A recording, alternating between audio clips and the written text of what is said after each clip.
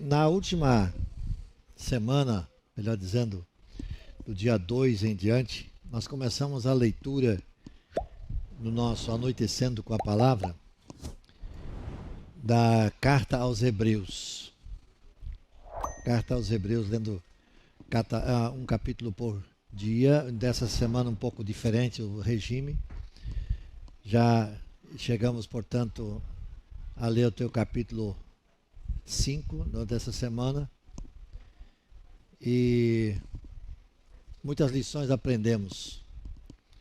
Carta aos Hebreus é um dos escritos da Bíblia que, como já disse alguém, todo cristão precisa ler, precisa estudar, precisa extrair ensinamentos preciosos dessa carta. E eu quero nessa noite fazer uma espécie de um voo panorâmico sobre a carta aos Hebreus, para visando talvez trazer um pouco mais de elucidação para melhor entendermos de que se trata. Sendo que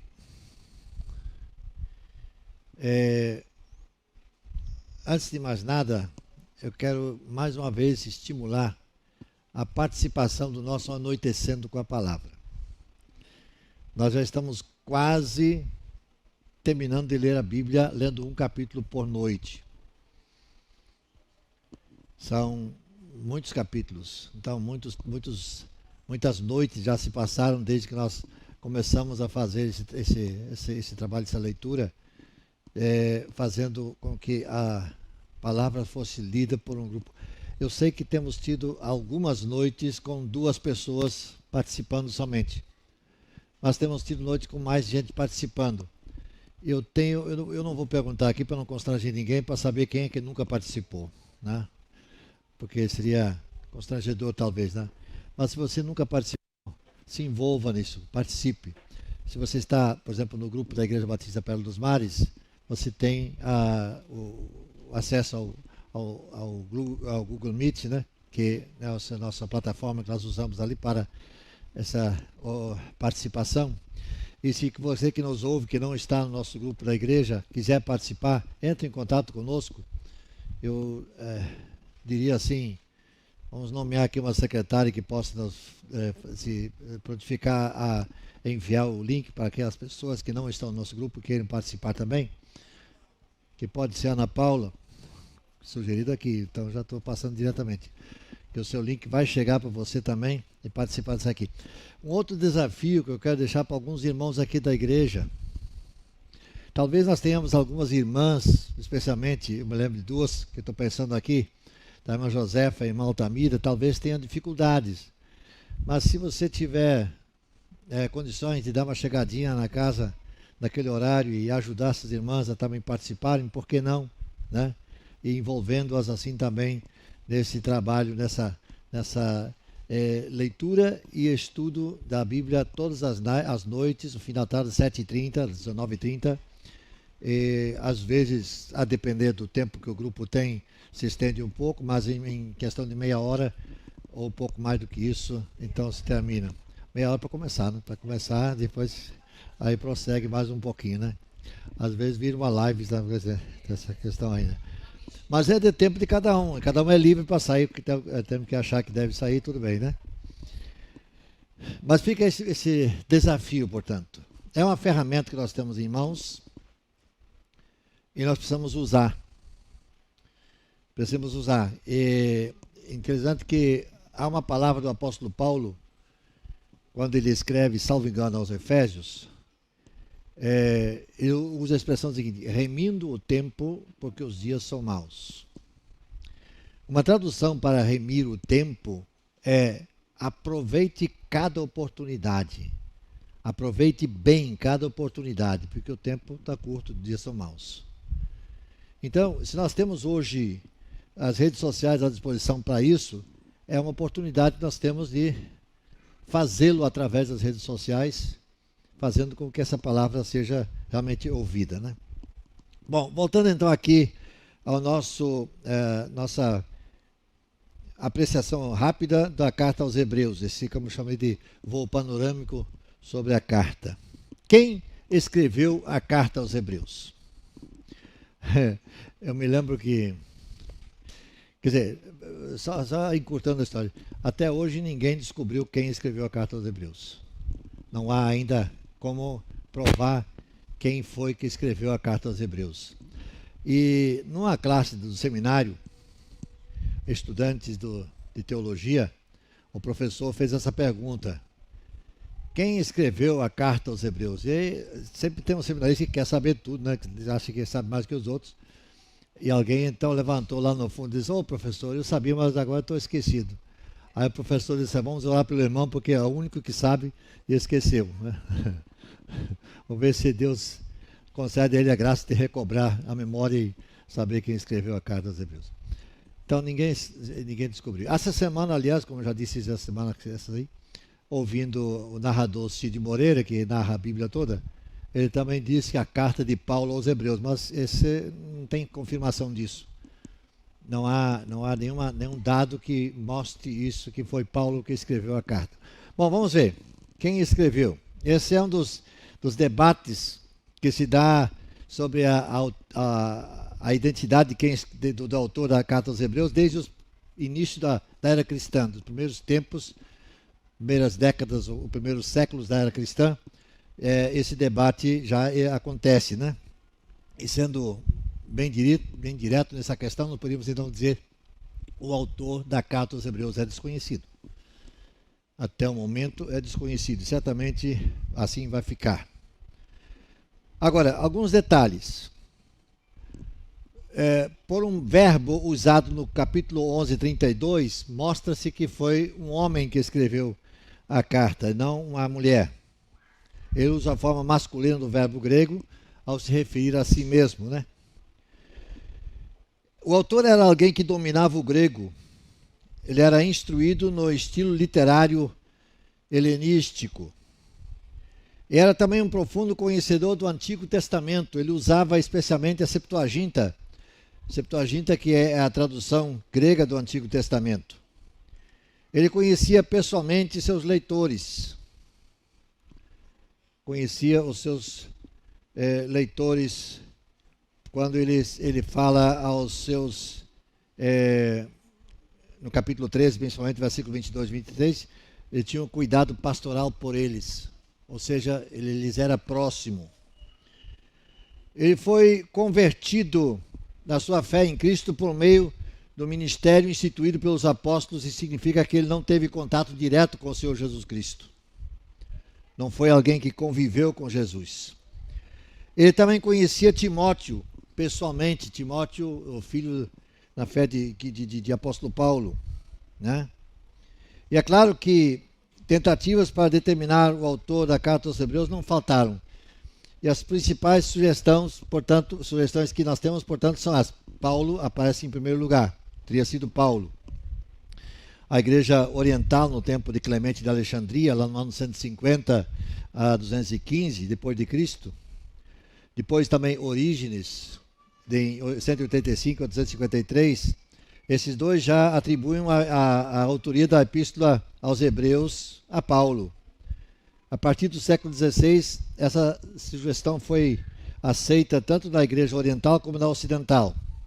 Embora pela tradição antiga, essa sugestão seja mais forte na epístola aos Hebreus, possui grandes diferenças de composição com as de Paulo. Portanto, essa ideia não vinga, não vai chegar a lugar algum, né? João Calvino, um dos reformadores, fez um comentário sobre a Epístola aos Hebreus, observando corretamente as diferenças que englobam o estilo literário, o método de ensino e principalmente o fato do próprio autor se referir entre os discípulos do ministério apostólico. Quando comparamos então capítulo 2, versículo 3 com Gálatas 1, vemos que parece não haver a mínima possibilidade de o autor tenha sido o apóstolo Paulo. Obviamente, a carta aos Hebreus, ela possui semelhanças teológicas com os escritos de Paulo, mas também é verdade que ela possui muitas afinidades com os escritos de João. Portanto, não há como afirmar quem teria sido, se Paulo foi. Outro que é citado é Apolo. Apolo, esse foi, portanto, destacado por Lutero, o reformador da igreja protestante, né? Da reforma luterana, ou reforma protestante, né? Sugere que Apolo poderia ter sido o autor da carta. Apolo, que era judeu, de Alexandria, foi instruído por Áquila e Priscila. Outro indicado é Barnabé, da igreja ocidental. Tertuliano, um dos pais da igreja, de 115 a 215, 155 a 215, sugeriu que a autoria de Barnabé. Barnabé foi um grande companheiro de Paulo, em Atos capítulo 4, versículo 36, refere-se a ele. Outro, Priscila. Alguns estudiosos modernos começaram a propor a autoria da epístola a Priscila. No entanto, o verso já citado, de 11:32, fica claro que essa possibilidade não existe, porque aquele termo se refere a alguém do gênero masculino. Outros autores foram sugeridos, entre os quais destacam-se Lucas, Clemente de Roma, Epáfras, Silas e por aí vai. A verdade é que é bem difícil saber uma defesa convincente ou até mesmo impossível a favor de qualquer desses nomes. Portanto, Orígenes, lá no final do segundo século, início do terceiro, que ele nasceu e viveu, teria dito: só Deus sabe quem escreveu a carta aos Hebreus. Ou seja, tanta coisa. Bom, a verdade é que isso não importa tanto. Não é isso que vai fazer diferença. Pelo menos não importa extremamente tanto assim. A identificação do autor pouco acrescentaria ao entendimento da epístola aquilo que a epístola tem a nos dizer e quer nos ensinar. Como disse, todo cristão deve ler, deve estudar, deve aprender o que a epístola aos Hebreus nos tem a dizer. Quanto à data, devido ao mistério sobre a identidade do autor da epístola, automaticamente existe também alguma dificuldade em se determinar uma data exata da sua composição. Mas algumas características presentes em seu texto indicam uma data aproximada. Aparentemente, e ao que tudo indica, quando a epístola foi escrita, o templo ainda existia em Jerusalém. Sabemos que o templo foi destruído no ano 70. E, ao que tudo indica, pelo que ele descreve, os rituais que acontecem ou aconteciam, dá a entender que o templo ainda estava em pé e estava ainda sendo útil naquele tempo. Sabemos que, como disse, já foi destruído no ano 70 com a queda de Jerusalém. Então, a data mais provável da composição dessa epístola é antes do ano 70. Na década de 60, por aí, aproximadamente, talvez isso possa significar que tenha sido durante a tremenda perseguição que Nero impôs à igreja no tempo em que foi imperador romano. Isso lá pelo ano 64 e por aí. E se isso for assim, então o sofrimento mencionado no capítulo 10, versículos 32 e 34, pode ter sido causado por Cláudio, que foi o imperador seguinte, ao dar uma ordem para expulsar os judeus de Roma, expulsando todos os judeus de Roma. Isso aconteceu, portanto, lá em 49 depois de Cristo. E Paulo, numa das suas cartas, ele faz referência também a essa situação de judeus que não puderam mais permanecer em Roma. E a quem a carta se destina? Chamada aos Hebreus. Bom, aos Hebreus nós temos que entender que se trata de gente de linhagem judaica. São os judeus convertidos ao cristianismo. A esses se destina a carta. Se formavam um grupo em determinado lugar ou se eram espalhados, nós não temos como dizer isso aqui. O próprio título da epístola já esclarece esse ponto, dando algumas informações importantes apresentadas na epístola que nos ajudam a conhecer um pouco mais do público para a quem se dirigiu essa carta. Sabemos que os destinatários, como já disse, eram gente que da língua, falava língua grega, né? Eles usavam o grego porque usavam a Septuaginta, que Septuaginta significa designação mais conhecida da antiga tradução do grego, do texto antigo, aliás, o texto grego do Antigo Testamento, que era, portanto, usada muito pelos primeiros cristãos, no primeiro tempo da vida da igreja, né? Quem assim usava. E especialmente a comunidade judaica, que usavam esse texto. Eles conheciam, portanto, esse texto. A comunidade dos judeus do Egito, no final do 3º século a.C., ele teria sido realizado 72 tradutores, por isso se chama Septuaginta, esse grupo de tradutores que então colocou esse texto à disposição. Então isso fica claro que percebemos que eles eram capazes de compreender os argumentos construídos com base no Antigo Testamento. Eles também estavam interessados no templo, no sentido sacrificial no sacerdócio do Antigo Testamento, que estavam informados. Eles tinham ouvido o Evangelho por meio dos apóstolos, capítulo 2, versículo 3, nós lemos isso, e não diretamente do Senhor Jesus. Eles foram ganhos por testemunhos de pessoas posteriormente. Outra característica marcante é que os destinatários de Hebreus haviam passado por muitas dificuldades. No momento em que a carta foi escrita, eles estavam sofrendo perseguições. Capítulo 10, 32 e 34 e capítulo 13, 3. Logo, na semana que vem a gente vai chegar a eles, lendo um capítulo por dia. Para eles, o martírio pela causa de Cristo era uma possibilidade real. Poderia acontecer com eles, serem martirizados por causa da sua fé. Também é possível que eles tenham sido expulsos das instituições judaicas por confessarem Jesus como Salvador.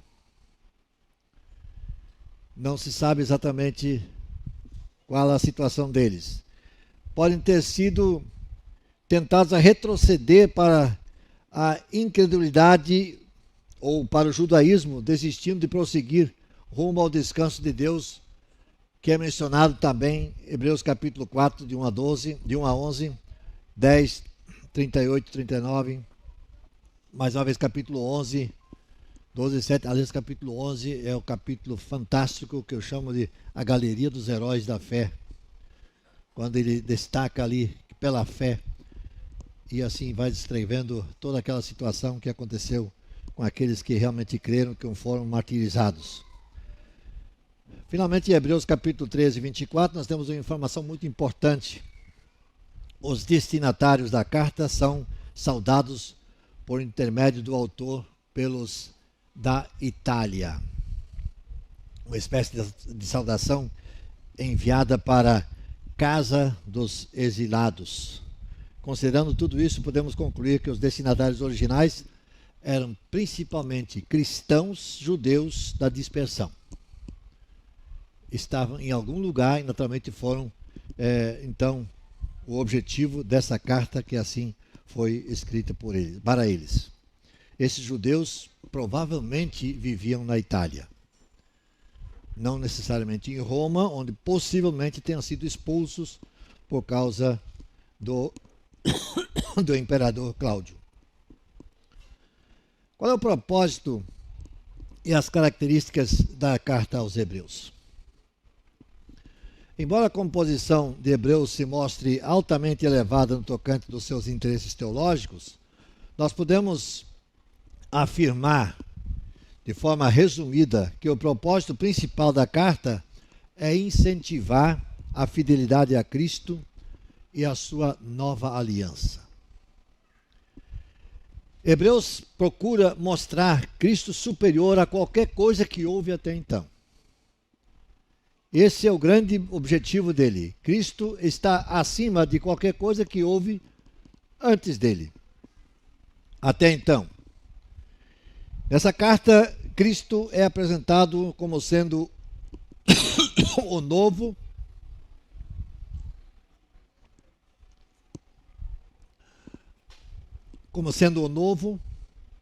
o último e superior sumo sacerdote.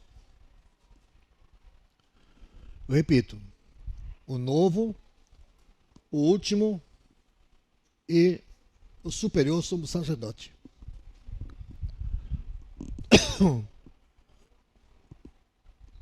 O autor da carta faz uma construção argumentativa minuciosa, indicando que Jesus é o cumprimento do templo, dos sacrifícios e do sacerdócio que haviam sido estabelecidos na lei,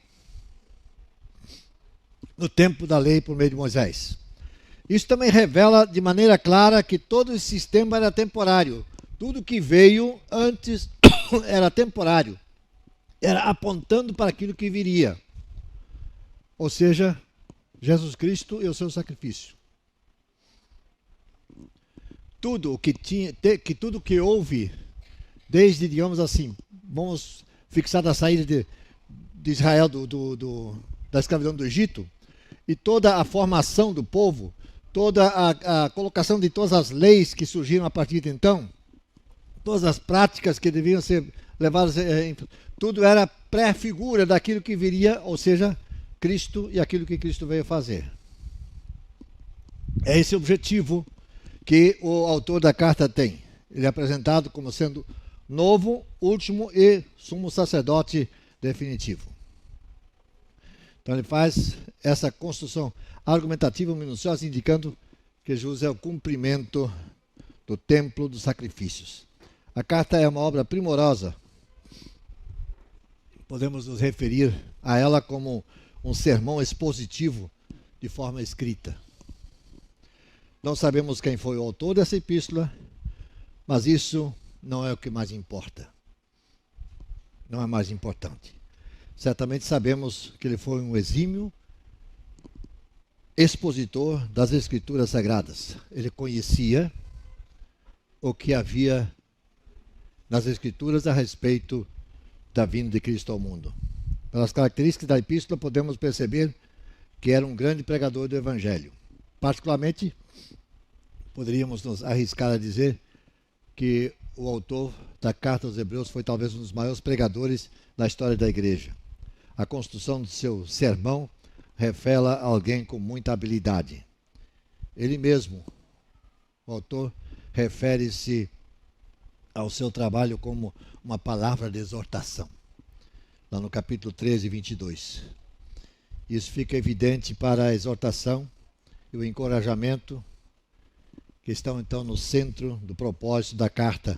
Capítulo 3, 13, capítulo 6, 17 a 20, capítulo 10, 25, capítulo 12, de 5 a 6. Ele fala dessa ideia central. Em resumo, pode-se dizer que a carta ressalta que Cristo é superior aos anjos, é superior a Moisés, é superior à casa de Arão, é superior ao sacerdócio do Antigo Testamento, e também mostra que o próprio Antigo Testamento admite o caráter temporário dessas estruturas todas. De modo que a nova aliança não é de maneira alguma contrária à antiga aliança. Isso significa que recuar ao sistema temporário da antiga aliança não seria naturalmente nada desejável para quem quer seguir Jesus Cristo. E Paulo, na sua carta aos Gálatas, usa um termo que talvez nós não entendamos muito bem quando ele fala que a lei funcionou como aio. Qual é a figura do aio? A palavra aio, ou tutor, vem de uma palavra grega que quer dizer literalmente uma pessoa que conduz uma criança. Tutor ou aio, uma pessoa que conduz uma criança. E os aios da época de Paulo foram servos responsáveis pela proteção dos filhos dos seus senhores, levando-os para a escola, corrigindo-os se for necessário, qualquer coisa assim. Aio tem a responsabilidade de conduzir, de levar a criança para onde ela deveria chegar. Paulo então diz que a lei no Antigo Testamento, ela funciona como aio para nos levar até Cristo.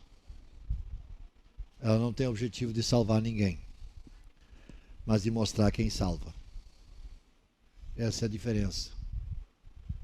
E é isso que o autor da carta aos Hebreus vai nos mostrar. Então, como disse, recuar para um tempo anterior a esse tempo da nova aliança, naturalmente não traz bom resultado. Seria recuar para algo inferior, já que Cristo é superior a qualquer coisa que já houve antes. Se estamos com Cristo e deixamos Cristo de lado e vamos voltar para alguma coisa que não tem nada a ver com Jesus, ou alguma coisa menos de Jesus, seria recuar para um tempo que não leva a coisa alguma. Então, por fim, o autor faz um convite para a perseverança até o fim em fidelidade a Cristo.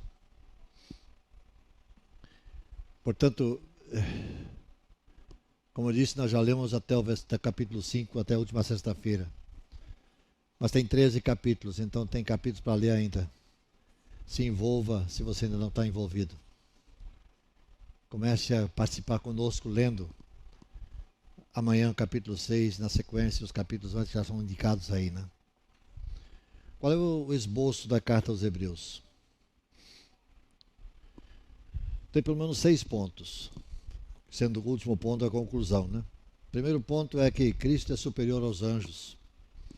Está no capítulo 1, de 1 a 2. Aliás, capítulo 1, do versículo 1 a capítulo 2, 18, fala sobre isso. Segundo ponto, Cristo é superior a Moisés. Capítulo 3, de 1 a 4. Terceiro ponto, Cristo é superior a Arão, que era da linhagem dos sacerdotes. Capítulo 4, 14, até o capítulo 7, versículo 28. Quarto ponto, Cristo é superior ao ministério sacerdotal. Sacerdotes do Antigo Testamento, Cristo é superior a eles. Capítulo 8, de 1 a 10, também versículo 18. E quinto ponto, chamado a perseverar na fé. Permanecer firme nesse Cristo que é superior. Todas as outras coisas servem como aio para nos levar a Cristo, para apontar o caminho, mas não para a salvação. Salvação está em Cristo e somente em Cristo Jesus. A leitura da carta aos Hebreus certamente vai fazer diferença se nós lermos a carta com o objetivo de estudar e de ouvir a voz de Deus falando no nosso coração ao fazê-lo, deixando com que o Espírito Santo ilumine nossa caminhada, nossa vida, sem nos preocuparmos com quem escreveu a carta, não importa. Como disse Orígenes, lá no final do primeiro século, início do segundo século que ele viveu, só Deus sabe quem escreveu a carta aos Hebreus. Deus sabe quem escreveu. Não interessa a nós todo esse detalhe. O que nos interessa é o que a carta está dizendo. O conteúdo de cada um desses versículos, desses 13 capítulos, desses versículos. Alguns capítulos são bem curtos, 12, 13, 14 versículos, mas com um conteúdo extraordinariamente importante. E é isso que eu quero que nós tenhamos em mente. Ao lermos a carta aos Hebreus, deixemos que essa carta fale aos nossos corações. Como tem falado ao meu coração, como tem falado ao coração de todos aqueles que têm participado com afinco, com dedicação nessa leitura e estudo, né, que tem sido online, mas que tem sido fantástico e maravilhoso. E Deus há de falar ao seu coração também. Então envolva-se nisso. Envolva-se participando disso também, que para ter, através da sua caminhada, sua vida de estudo da palavra de Deus, haja crescimento e que, através disso, o nome do Senhor Jesus Cristo seja cada vez mais glorificado e enaltecido. Ele é superior e não há nada acima dele, que ele é Deus. Isso que é importante. Tudo que veio antes veio para mostrar quem é Jesus e o que Jesus veio fazer. É isso que é importante. Não foi válida a lei? Foi, claro que foi, mas como aio para mostrar que Jesus viria. Jesus veio, então É Ele que interessa. Vamos orar?